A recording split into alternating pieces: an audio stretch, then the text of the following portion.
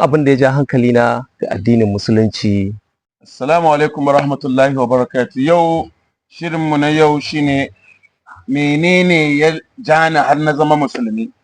Muna tare da wani bayan Allah guda biyu, wannan Sheikh sarki mai musuluntar da jama'a da yawa a ƙasar Najeriya, ga kuma akarmakallahu menene sunanka? Sunana Malam Umar Musa. To Malam Umar Musa. To akarmakallahu muna son ka ɗauki yau kai ne chairman ɗin wannan interview ɗin.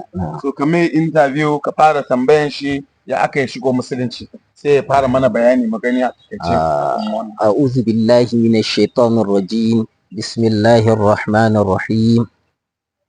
Wa qul ja'a al-haqq wa zahaqa al-batil innal batila kana zahuqa.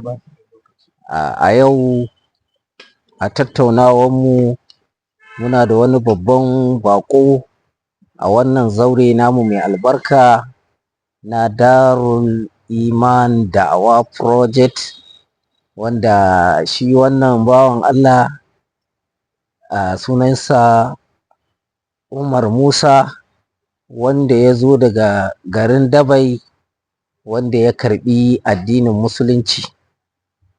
Ala gafata malam, za mu so mu ji takaitaccen tarihinka da yanayin yadda ka gudanar da da'awarka a Christianity, da kuma yanayin yadda har ka kwaɗaitu da wannan addini na musulunci har ka shige shi. Assalamu alaikum wa rahmatullahi wa barakatuhu. So da farko kamar yadda malam ya bayani, kwarai da gaske haka ne. So sunana Umar Musa kamar yadda na faɗa da farko. Sai karanci ina da shekara kusan 42 yanzu a duniya. So na yi makarantar primary school a Niger State, wata makaranta da ake kira Boso Primary School. Na yi secondary school a Niger State, wata secondary school mai suna Ahmadu Bahago Secondary School.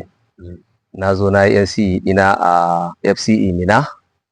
So duka dai muna cikin tafiya ta Christianity tun ban da aure har na zo na aure na haihu, ana ta tafiya.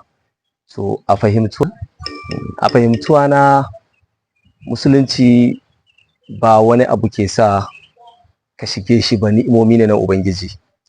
Duk lokacin da Ubangiji ya haskaka zuciyarka, abinda baka gani zaka gan shi sosai. So babban inji ana faɗin Islam na tambayi wai Islam menene ma'anar Islam din nan. So da yawa nakan tambaya, akan ce mun zaman lafiya.